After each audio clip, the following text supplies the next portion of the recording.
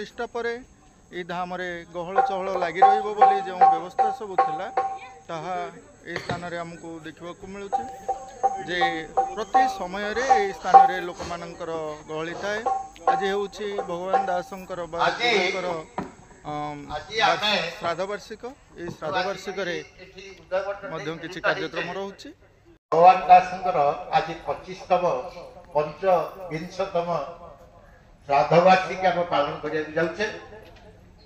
अवसर आम उदयमठर शिष्य गुरु भाई आ श्रद्धालु प्रोत्साहक जो मैंने समस्ते आज आम ये पहुंचे तार ये आश्रम उदयमठर लक्ष्य उद्देश्य कौन से संपर्क में आम खूब कम समय भितर आलोचना कौन थिला एवं आज बहु परिस्थिति आम आसी पहुंचे आज किसी विवरणी मु अनुरोध करी आम आश्रम परामर्शदाता तथा आश्रम जे से मंदिर प्रेसिडेंट श्रीयुक्त आम अंतर्जामी साहू झाटू बाबू सी आसी आम सागर योगदान कर संपादक चिन्मय दास अच्छा कहि खूब कम समय भीतर निजर वक्तव्य मालिका प्रसिद्ध पंचसखा मानकर व्याख्यान करे तारी आधार रे महापुरुष राजेन्द्र विद्यमान अच्छा समाधि जगन्नाथ दास अनंतम जे कि भागवत रचना करते ओडिया साहित्य भागवत हिंदू शास्त्र ओडिया मानकर प्राण से आधार रे उदयमठ प्रतिष्ठित होती से महापुरुष राजेन्द्र दास होती पूर्वजन्म जगन्नाथ दास बोली से उद्देश्य स्कंदे परिप्रकाश करते उदय स्कंद भाव महापुरुष तीनो स्थान ये गोटे योगपीठ ये तत्व नाम तत्व परिप्रकाश एवं रूप ये रूप तत्व नाम ये तीनोटी मिश्रण स्थल जहाँ आपण मैंने देखिपारे एवं जहाँ निज जीवन में घटी जाऊँगी ताको आधार कर आम बंची रहा आसुवा जाइए आस्ते आस्ते आस्ते आस्ते विलोप हो चेतन शक्ति हो जाए चेतन शक्ति उद्दीपन करने महापुरुष पंचसखा मान कलिजुग आमको दिग्दर्शन दे दिग्दर्शन अनुसार आम कार्यक्रम उदयमठ चलती शून्य मध्यम को लय कर पार्थ अकार कहु संभूत अकार अक्षर विचार करते उकार जन्म होई उकार मकार मिसाई बुझतु एकाक्षर से बोलाई तो गवेषणा कले के राजलोचन दास सी शिष्य प्रशिष्य मान बुझे गले ये जिन तुम यदि बुझी न पार उदय स्कंद भागवत मुझे वर्णना कर दे जाती से देखिले उकार मकार मिसाई बुझतु एकाक्षर से बोलाई यही त्रिभुजटी नाम बोलाइला ह्रीं अक्षरटी श्लीं संगे घनी क्लीं त्रय बीजाक्षर यही त्रिभुजटी नाम बोलाइला जन्म से अक्षर ह्रीं बलभद्र श्लीं सुभद्रा क्लीं जगन्नाथ जान यही त्रिभुज खसी भवे रही पार्थ एक संगे जान मरीचंदी ना कहीं कहाला एवं परवर्ती पर्यायर महामंत्र कर समस्त मनीष समाज से जप कले यहाँ अन्य आलोचना हो पार यहाँ केवल तत्वशास्त्र आलोचना हम यहाँ केवल उदयमठर आलोचना हम उत्तर केवल उदयमठ दब आउ कहीं देवे नहीं जानी ना राजलोचन दास ग्रंथ लिखिदी जाती रूप देते भगवान दास ये जो हरे राम कृष्ण तीनटा ना तू महामंत्र करी मनुष्य समाज को छाड़देले मुनि ऋषि आज विचार विषय जो दि जाता हरे राम कृष्ण आपण समस्त कहूँ तीनटा ना सत्य जुगर देवता त्रेता जुगर देवता एवं द्वापर जुगर देवता तीन देवता ना जप करने कहले कौन त्याग सत्य भक्ति आ प्रेम यहीटा जदि मनुष्य भितर भरिकी ये शरीर में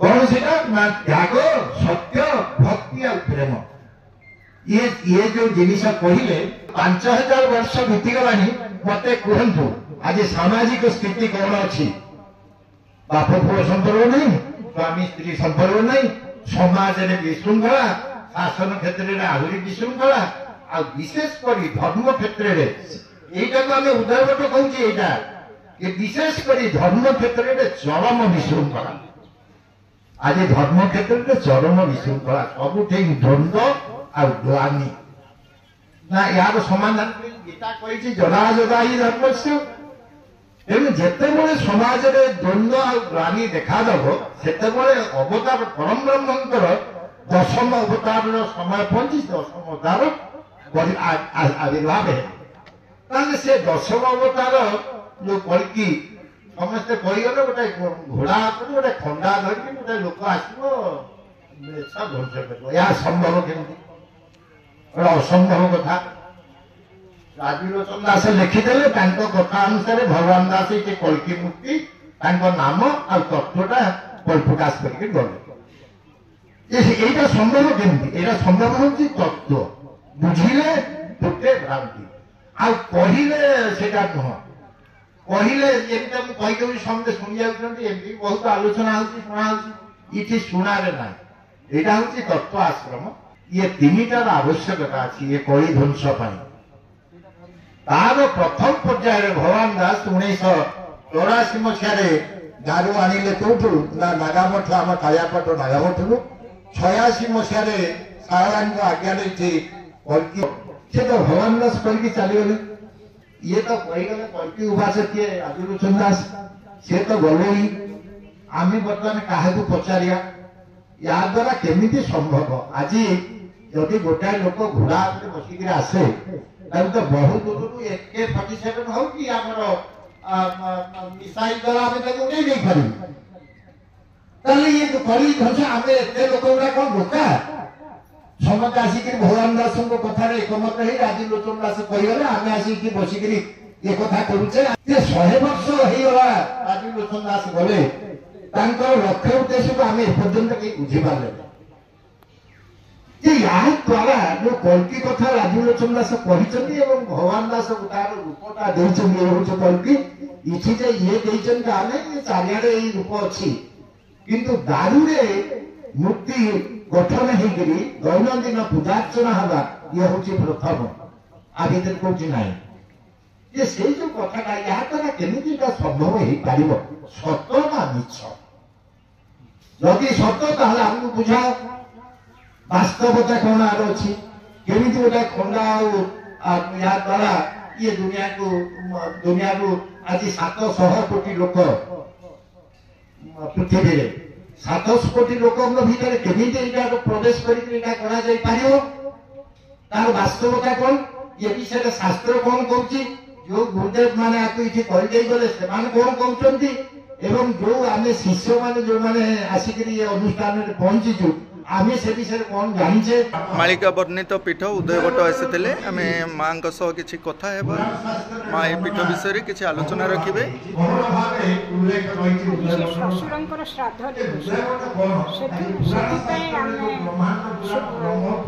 रौप्य जयंती पालन करुँ समस्त निमंत्रण समस्ते केमी सहयोग उदयभट्टर इम्प्रूव हम समस्त पुओ आज सब 25तम श्राद्ध दिवस पुराण शास्त्र जो वर्णना हरिवंश जो वर्णना रही अच्युतानंद दास जो वर्णना रही सारावती पासे पारावती जे पाटना पूर्वे सप्त ऋषिंकर अटे कही छणा अनेक कालर से अटे सिद्ध भूमि बालेश्वर लोकनाथ विजय देवस्वामी ये एमती गोटे स्थान ये जो सप्त ऋषिंकर आश्रम थिला बट चतुर्पार्श्व एवं से माने देखिले एवं अनुभव कले जे सूर्य उदय हवा जिते उदय हुंती से सूर्य किरण प्रथम किरण ये बट उपरे पहुंची परे पृथ्वी पृष्ठ में पहुंची था ये कथा हूँ जे उदय शब्द ही ये बटर परिचय मोर कहवा कथा ଯେ ଉଦୟ କଣ? ଉଦୟ ହଉଛି ଗୋଟେ ଘନ ଅନ୍ଧକାରର ପରିସମାପ୍ତି ଘଟାଇ ଆଲୋକର ସନ୍ଧାନ ଦେଇଥାଏ। ଅରୁଣର ସମୟ ଅର୍ଥ ସୂର୍ଯ୍ୟୋଦୟର ସନ୍ଧାନ। ଆଜି ଆଲୋକର ସନ୍ଧାନ ଯୋଉ ବଟ ଉପରେ ପଡେ, ସେ ବଟ ଭବିଷ୍ୟତରେ 4ଟା ଯୁଗ ବୋଲି ଆମ ପୁରାଣରେ ବର୍ଣ୍ଣନା ହେଇଛି। ସତ୍ୟ, ତ୍ରେତୟା, ଦ୍ୱାପର, କଳି।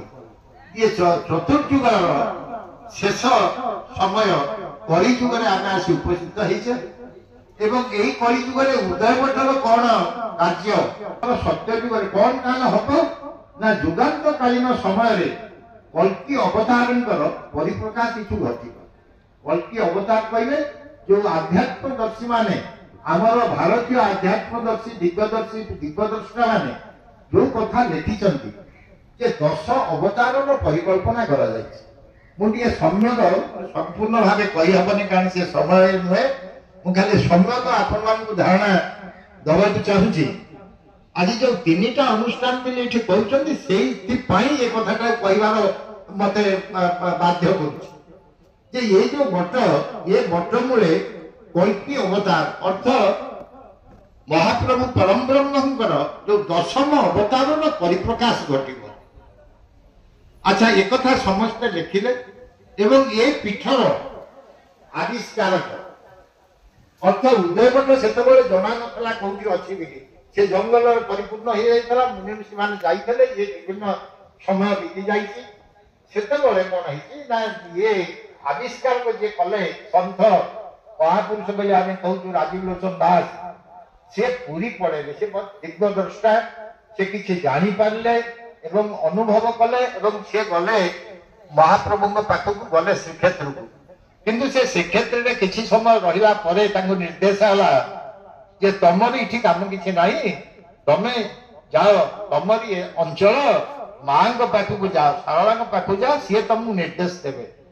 ଏବଂ ସିଏ ଶାରଳାଙ୍କ ପାଖରେ ମଧ୍ୟ ବହୁତ ଦିନ ଧରିକିରି ମାନେ ତ୍ରାହି ପଡିବା ବା ତାଙ୍କ ପାଖରେ ଯୋଉ ଭରସା କରି ରହିଲେ, ତାଙ୍କୁ ନିର୍ଦ୍ଦେଶ ହେଲା ତମେ ହଉଛ ଉଦୟବଟର ମୁଖ୍ୟ ଲୋକ, ତମେ ଯାଇ ଉଦୟବଟକୁ ଆବିଷ୍କାର କର, ଯୋଉଠି କଳିଯୁଗର ଯୋଉ ଶେଷ ଅବତାର 10ମ ଅବତାର ମହାପ୍ରଭୁଙ୍କର 10ମ ଅବତାର କଳ୍କି ଅବତାରଙ୍କର ପରିପ୍ରକାଶ ଘଟିବ।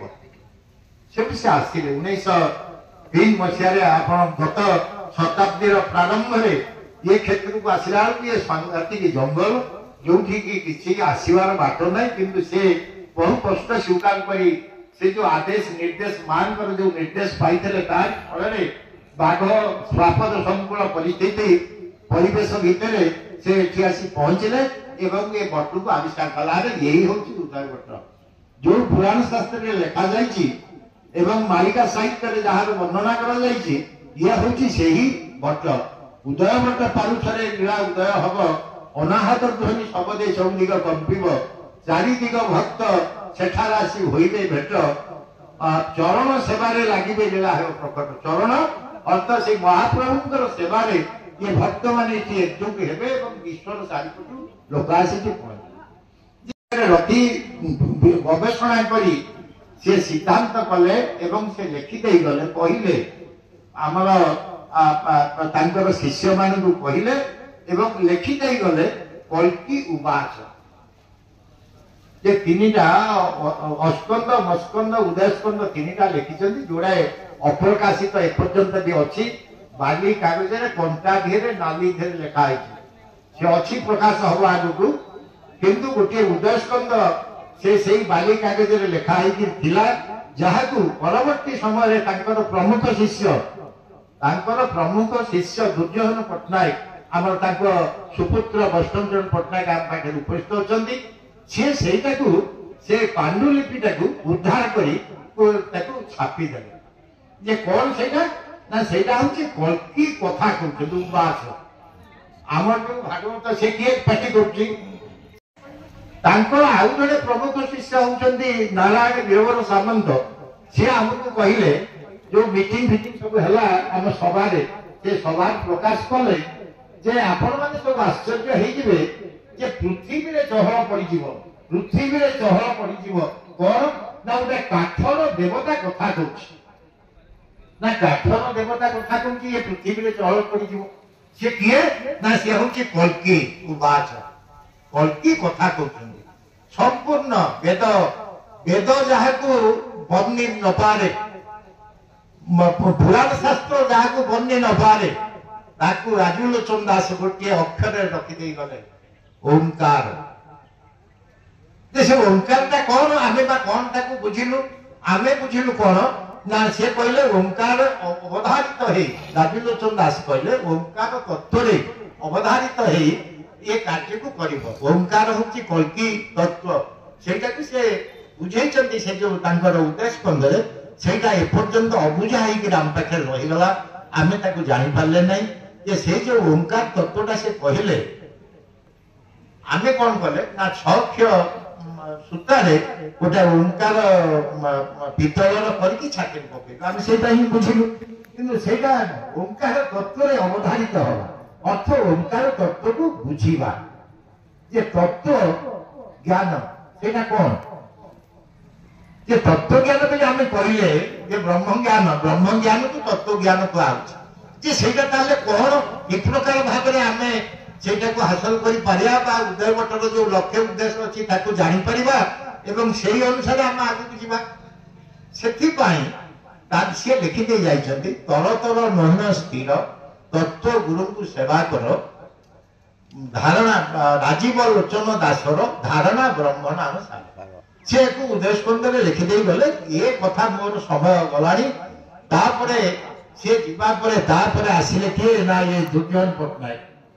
ସେ କଣ କଲେ, ସେ ଯୋଉ ଓଂକାରଟା କହିଗଲେ ସେ ଓଂକାରଟାକୁ ଇଏ 3 ଭାଗ କଲେ। ସେ କରିଥିଲେ, ଇଏ ଗୋଟେ 3 ଭାଗ କରି ତାଙ୍କ ଶିଷ୍ୟ ପ୍ରଶିଷ୍ୟ ମାନଙ୍କୁ ବତେଇ ଦେଲେ ଯେ ଓଂକାରଟା ହଉଛି 3। ତ୍ରିକୋଣ ମନ୍ଦିର କୌଣସି ଜାଗାରେ ନାହିଁ, ତେଣୁ ସିଏ ତାକୁ ତ୍ରିକୋଣ 3ଟା ଜିନିଷ କହିଦେଇକି ଗଲେ। ଓଂକାର ହଉଛି 3। ଯେ ସିଏ ମନକୁ କହିଲେନି, ଶାସ୍ତ୍ରୀୟ ପ୍ରମାଣ। ସେ ଶାସ୍ତ୍ରର ପ୍ରମାଣ କଣ ରହିଛି? ବୁଦ୍ଧ ପ୍ରବୁଦ୍ଧ ସ୍ୱରୂପ ପ୍ରଭୁ ଅବତାର ପୁଣି ଦାରୁ ସ୍ୱରୂପ ଉଦୟ ବଟର ପୂର୍ବ ସ୍ଥାନ ଭକ୍ତ ବେଳ ମହାଖଳା ଭୂଇଁ ସେ ସ୍ଥାନରେ ଉଦୟ ହୋଇଲେ ପ୍ରଭୁ ଯାଇ। ଏଟା ହଉଛି ଗୌଡ଼ପୁର ଜଗନ୍ନାଥ ଦାସ। ମୁଁ ଟିକେ ଆଉ ଅନନ୍ତ ଦାସ କଣ କହିଲେ, ଉଦୟ ବୋଲି ଯେଉଁ ବଟ ସେଠାରେ ପଡିବ ଚହଟ ସାଧୁଙ୍କ ଭେଟ ହେବ ତହିଁ କଳି ଭାରତ ଉଦ୍ଦେଶ୍ୟ ହିଁ। କଳି ଭାରତ ଉଦ୍ଦେଶ୍ୟ ହଉଛି ନିଗମ ବୃକ୍ଷ ଅଛି ତହିଁ ସାଧୁଙ୍କ ମେଳ ସେ ଅଟଇ ପର୍ବତେ ପଦ୍ମ ଅଛି ଫୁଟି ଏହି ତା ନପାରନ୍ତି ଭେଟ। ଏଇଟା ହଉଛି ଭକ୍ତି ମୁକ୍ତି ଦାୟକ ଗୀତା। ତାପରେ ଇଏ ବି ରାଜୁଲୋଚନ ଦାସ ଯୋଉଟା ଆମେ କହିଲୁ ଉଦୟ ସ୍କନ୍ଧେ କଳ୍କି ରସ ସୁଜନେ ଶୁଣି ହୁଅ ତୋଷ ଉଦୟ ବଟ ନିଜ ଧାମ କଳ୍କି ପ୍ରଭୁ ଭଜ ନାମ ତରତର ନହୀନ ସ୍ଥିର ତତ୍ତ୍ୱ ଗୁରୁଙ୍କୁ ସେବା କର ଭଜ କଳ୍କି ଏକାକ୍ଷର ଏଘର କଳିକୁ ନିସ୍ତର ରାଜୀବ ଲୋଚନ ଦାସର ଧାରଣା ବ୍ରହ୍ମଣ ଅନୁସାର। ଯେ ଏଇ ଯୋଉ କଥାଟା ତ ଥିଲା କୋଉଥିରେ ପୁରାଣ ଶାସ୍ତ୍ରରେ, ତାକୁ ରାଜୀବ ଲୋଚନ ଦାସ ଗବେଷଣା କଲେ। ସିଏ କିଛି ଛାୟାକୁ କରିନାହାନ୍ତି, ତାଙ୍କର ନିଜସ୍ୱ ଗବେଷଣା, ନିଜର କଷ୍ଟ, ନିଜର ତ୍ୟାଗ କେତେ ସେ କରିଛନ୍ତି ଏଇ ଯୋଉ ଜଙ୍ଗଲ ଭିତରକୁ ଆସିକିରି। ମୋର ଅନୁଭୂତି ମୁଁ ଆପଣଙ୍କୁ ଟିକେ ଖାଲି ସମ୍ୟକ ସୁଝେଇ ଦଉଛି। ମୁଁ 80 ମସିହାରେ ଏ ଅନୁଷ୍ଠାନ ସହିତ ଜଡ଼ିତ ହେଲି। ମତେ ବୈଷ୍ଣବ ବାବୁ ଡାକିଲେ ଉଦୟବଟ ଯିବା ପାଇଁ, ମୁଁ ଆସିଲି। ସେତେବେଳେ ଏପଟରେ ଆସିଲା ବାଲେଶ୍ୱର ପାଖକୁ ମୁଁ ବାଲିରେ ଆସିକି ବୈଠିକି। ତାପରେ 80 ଦଶକରେ ଏହାର ଉନ୍ନତି ହେଲା ଏବଂ ଏ ଆମର ଯୋଉଟାକ ରାଜୁଲୋଚନ ଦାସ ଲେଖିଦେଇ ଯାଇଛନ୍ତି କଳ୍କି କଥା କହୁଛନ୍ତି, ତାକୁ ବାସ୍ତବ ରୂପ ଦେବା ପାଇଁ। ଯେ କଳ୍କି କଥା କହୁଛନ୍ତି ସେ କହିଦେଇ ଗଲେ, ଏଠି ମାଳିକା କହିଲା ଏୟା ହବ, ତାହେଲେ ଇଏ କଣ ସତ ନା ମିଛ? ଏଇଟା ସତ ନା ମିଛ? କଳ୍କି ଅବତାର କହିଲେ କଣ, ଏହା ଦ୍ୱାରା ଆଜି ମଣିଷର କଣ ପରିବର୍ତ୍ତନ ହବ ନା ଯୁଗେ ଯୁଗେ ଆପଣ ସତ୍ୟ ଯୁଗରେ ଦେଖନ୍ତୁ, ସତ୍ୟ ଯୁଗରେ କଣ ହେଲା, କେତୋଟି ରାକ୍ଷସ ହିରଣ୍ୟାକ୍ଷ ହିରଣ୍ୟକଶିପୁ ଇଏ ଥିଲେ, ତାଙ୍କର ସମ୍ପର୍କୀୟ ଥିଲେ, ତାଙ୍କୁ ମାରି ଦିଆଗଲା ଏବଂ ସେ ନରସିଂହ ଆଉ ହିରଣ୍ୟାକ୍ଷ ଇଏ 4 ଅକ୍ଷର 4ରେ ସେ ଗଲେ। ତାପରେ ତ୍ରେତୟାରେ ସେମିତି